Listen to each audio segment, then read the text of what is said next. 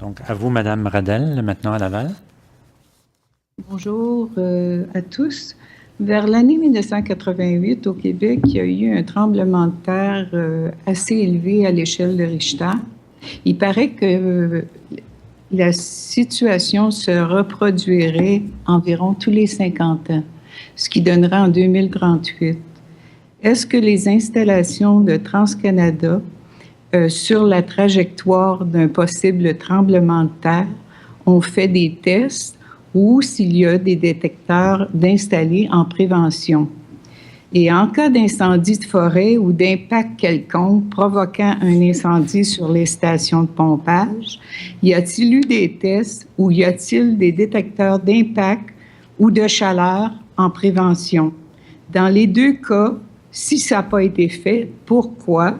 Et si on en a fait, dans quelle mesure? Et nous aimerions qu'il y ait un dépôt de tous les résultats à cet effet. Bien. Monsieur Bergeron.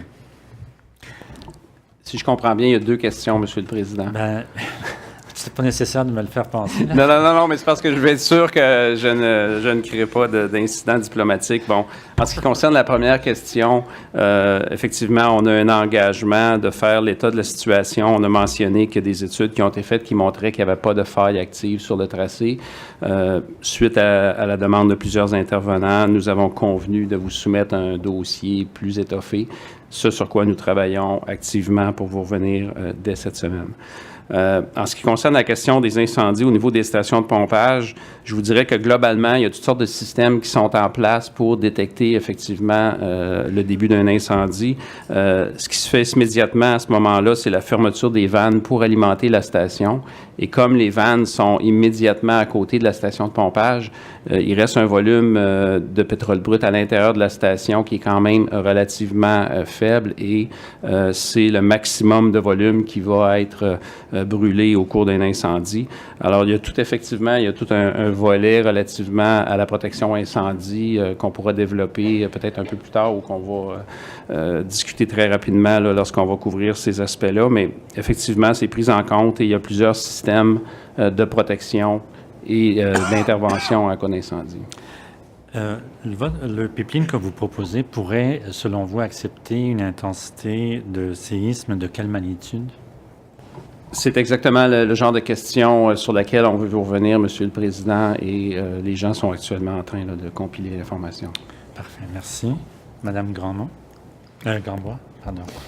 Pour revenir à la question d'un incendie à une station de pompage, donc s'il y avait un incendie dans la pire situation, ce que je comprends de ce que vous dites, c'est que l'incendie, disons, les volumes de pétrole qui se retrouveraient à l'intérieur de la station de pompage qui brûleraient, en fait, je ne sais pas exactement comment sont conçues les stations, mais ça ne pourrait pas mettre en danger l'intégrité des vannes les plus proches et du pipeline de l'autre côté de la vanne?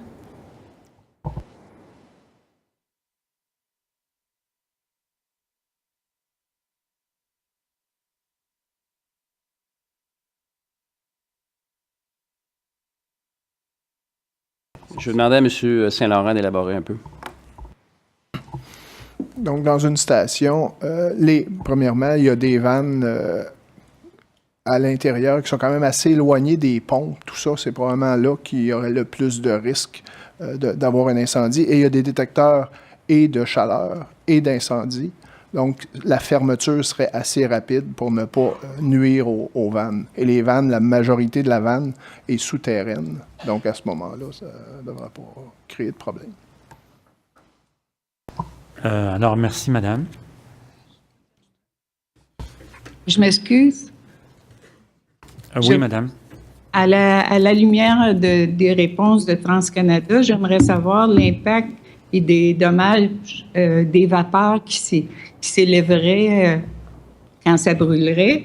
Et puis, je voudrais savoir à quelle distance de la faille ils ont évalué qu'il n'y avait pas de risque. Madame Radel, en toute humilité, en tout respect, je vous ai accordé déjà 2 questions. ce que le porte-parole du promoteur, j'imagine, a pris plaisir à me le faire rappeler. Normalement, c'est une question par personne. Je vous ai laissé 2 questions. Je ne peux pas prendre 2 autres questions, je regrette. Merci, mais moi, c'était à la suite de leur réponse que je trouvais qu'ils n'étaient pas clairs. D'accord, merci, madame. Merci.